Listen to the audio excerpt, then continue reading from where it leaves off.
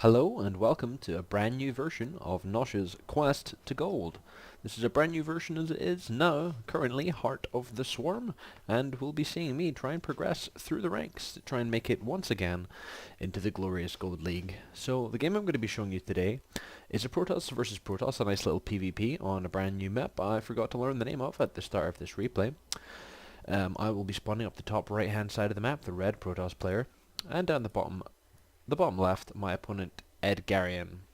I'm just going to call him Ed, for the sake of this replay, just to make things a little bit easier. Should probably open up the production tab, have a look to see what's going on. I sank my teeth into a few games, Heart of the Swarm, unranked ones, just to sort of get a feel for the new units and a feel for what was going on. I won quite a lot of them, but I feel it wasn't fair wins, as my MMR wasn't taken into consideration. I was playing an awful lot of bronze players. I was, expanding quickly, attacking and timings and stuff, and I was coming up against someone with one barracks that, 26 supplied depots and stuff, so I'm not entirely sure how that went, but I decided, balls to the wall, let's just go in for real, let's just try the rank play and see what it's like. So here is one of my placement matches, placing me, which I don't want to spoil everything for you, but into the Silver League once more. It wouldn't be Nosh's Quest to Gold if I made it, into Gold League. If I'm completely honest, I thought I was going to make it into Gold League after looking at a few changes. I actually decided to warm back up my StarCraft hands after a few months off playing other games and such, just before the release of Heart of the Swarm, and the very last season of StarCraft Wings of Liberty I actually placed in Gold League, and finished in Gold League for the end of the season, which was very strange, I feel. But nonetheless, because they changed the league settings, because they changed the percentages, rather, of how many people are in Gold League, and it's now 32% of the player base, up from 20, 8% into Bronze, 12 into Silver, and 30... no, something like that. Anyway, maths on this fly is just not really my thing. So what am I doing right now? I haven't really got a strong PvP build. At the moment, the only build I feel particularly comfortable with, in terms of I like how it plays, is my Protoss versus Terran. This is bad. My Protoss versus Terran, yes. Whereas at the moment in PvP I don't really know what I'm doing other than just building Colossus and hoping that when I build Colossus I have more than he does, or I have an upgrade better than he does, and we win the Colossus battle. That's how I'm playing PvP here, so you'll see me do my very Silver League attempt at that. Now, I am yet to scout this proxy pylon down the bottom of my natural expansion. At the moment I'm currently running around with my Zealot, as you can see, just checking all the corners, because I've seen his probe dot into my base, but I didn't see, if you noticed earlier, the probe dots in, has a quick look around, then just leaves, plants this pylon and goes back home. My own probe is still hidden in my opponent's base down here. I'm not sure whether I've forgotten about him completely, or whether or not he gets scouted at some point. My opponent doesn't actually have a lot going on for him, just this little semi-wall off at the front. He's getting his gateway tech up. I've decided to bring a mother gate core. Mothership core? Mother gate core, that'd be interesting. A mothership core, very useful for protecting myself against, like, early pressures, perhaps, broken 4 gates or some kind of harass. So, got my mothership core coming out. I've got my mothership core out. I've not fully utilized this unit yet. I've not had too much of a chance to play with it. I usually just, follow it around, hotkey onto my 1A, and essentially just get murdered in the face. Now I've got 3 little units, a nice little box of army here. I'm going to come down here and just check for proxy pylons, make sure there's nothing fishy going on down here. I haven't seen or heard anything from my opponent. I would like to see me grab my probe here, still sitting in my opponent's base, and maybe have a quick rescout to see what's going on. Having a look in his base, he's got one of the world's slowest 4 gates off of the strongest Artosis pylon you'll ever see in your life. He has just lost his pylon down the bottom, which is supply blocked him.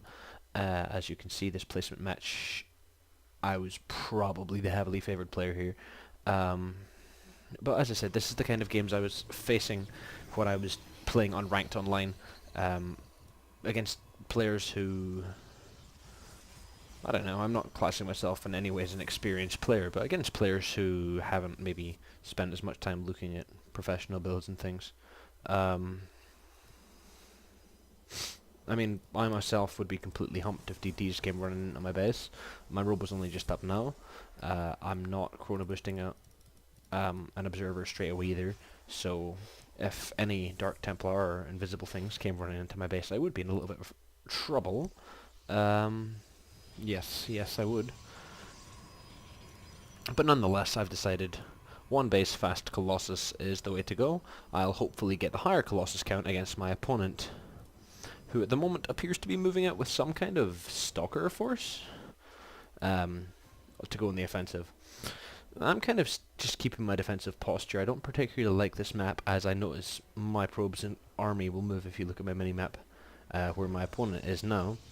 And the opponent usually, if just auto-rallied, moves around the top. So it being a big donut shape, you can often miss attacks coming, and I kind of don't feel comfortable running down into his base, knowing that he could have moved around the other way. I suppose, sending one unit around the other way might help that. Missing all the action here, a flat-out 0 micro battle.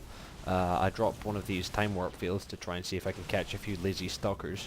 I didn't lose the zealot? Good. 10 health zealot. Makes it out alive. Not a terribly unfavourable engagement for myself there. I managed to pick off the majority of his army. I now have my observer scouting forward just to see if it can catch any pylons, or to see if it can catch the vision of the rest of this army. Cool, I remembered the button. V is vision, in case you ever wonder. Surprisingly enough, I haven't moved it far enough forward, but as you see now I can just sneak it down here and see these 3 lone stalkers standing kind of randomly, a little bit dangerously close to my base. He's sending out another probe to plant a pylon, but my army's just going to move down here and kill these stalkers before my opponent has a chance to notice I'm fighting them. I'm not sure, I don't know, I must have spotted this probe running down here, so I'm going to go chasing after it to see if I can catch up with it. Very smart play of Ed here. He's actually ran his probe up to the top to plant a proxy pylon, and I'm kind of still running around like a mad idiot looking for it. I've also just sent my observer off to see if he has a natural, to see if he has a base started, and as you can see, started my own natural and getting my second up. I do have my Colossus coming in now. One on the way. I don't think I have a Colossus yet. No, this will be my first Colossus coming out. I also haven't seen this pylon yet. It's just out the range of my vision. And my mothership core just floating dangerously in no man's land here. So we have we have 1.5 forward pylons just down by my base. I still haven't noticed this forward pylon back here, and I don't think I will ever notice this half forward pylon coming down the bottom. Ed makes a little mistake there, I think, walking into my vision range. I'm not sure, yeah, I've seen his pylon now, and I have my first Colossus on the way, so unfortunately he just sacrificed all of his units there, and his pylon and everything else. A fast and easy job of cleaning this up. Again, I'm underestimating what he has. I've sent my observer down to his base and seen that he doesn't have an expansion, but the way I'm playing this in my head is super safe. I'm going to make sure that I keep all my drones just guarding the mineral patches, and I'm going to make sure that I get the ahead advantage. I can see he's not expanding, so I'm going to expand. I'm going to drop some, I'm going to split up some probes. I'm going to get the economic advantage. I'm also getting my thermal lance upgrades here to make sure all the Colossus I have super range, and all the Colossus he doesn't have hopefully don't have super range. If we have a quick look back in Ed's base, besides warping everything back in, expecting me to come and attack, and again, I don't know why I haven't, Ed hasn't transitioned at all. He hasn't put down forges for upgrades, he hasn't put down robos, he hasn't done anything other than just made more gateway units. If you actually have kept your eye on the production tab at all through this entire match, you'll see that once he reaches his sort of critical mass of 4 gateways and pretty much maxed out everything down here, give or take, Ed doesn't build anything else. He just makes units and makes units and makes units. Occasionally we'll send out probes and make more forward pylons and make units and make units and make units. But as you can see, I've actually dropped a second robo along with my second base, and I'm double pumping Colossus out here just to join my main army ball. I only have the 1 Colossus out so far, but it's soon going to be 3 and then 5 and then so on. I'm sending this probe down to send out some forward pylons. He's just going to get murdered in the face. But now I'm aware of this large clump clunk of stalkers just at the bottom of my base, so I'm going to try and get a slightly favourable engagement on it. I get a time warp off to catch a few of the string ones at the back here. I thought Ed was actually going to walk back up into my time warp, but he's actually making good sense of walking round it, I guess. But for some reason, seeing this force for myself, he hasn't decided, well, that's the game anyway, I should maybe pull back to my base and save the day. He's decided it's safe to run in. I mean, fair enough, he's got quite a chunk of stalkers here. You know, what's that, like 20-ish stalkers? 19 stalkers. I myself have 3 Colossus at this point, along with a couple of sentries, a couple of zealots. The zealots aren't really going to be able to do anything. As I say that, I warp in, guess what, some more zealots. But the zealots will keep him running away at bay. He won't come walking up to my Colossus because this little wall of zealots will just run into his dudes. If he tries to stop and engage me, my zealots will get up and attack his stalkers, so he'll have to pull back. My Colossi can just stand at range, especially on this nice little high ground, and just shoot down. With my Mothership Core, I'm shooting a time warp just behind his units. If he does try and retreat, it means he has a longer retreat path, and he'll be in the time warp for longer. Quickly cleaning up everything Ed has, completely missing this pylon that's just actually quite well hidden down here, I guess. I've decided, you know what, I'm just going to walk into his base and kill him. I haven't seen anything out of him. I don't know what I've done with my observer, other than I've probably pressed F2 and brought it back into my main army. So I've just decided I haven't seen anything. Let's just push forward and see what we've got. My Mothership Core is spawning the high ground enough for me to kill these 3 or 4 stalkers.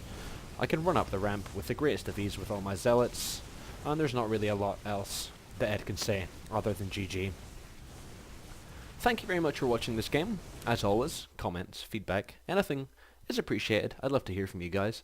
I look forward to seeing you over the course of the next few weeks. I'm really trying to get back into StarCraft in a big way, so hopefully I will be posting a ton more content, and I'll be seeing you all later on. Thanks a lot. Cheers!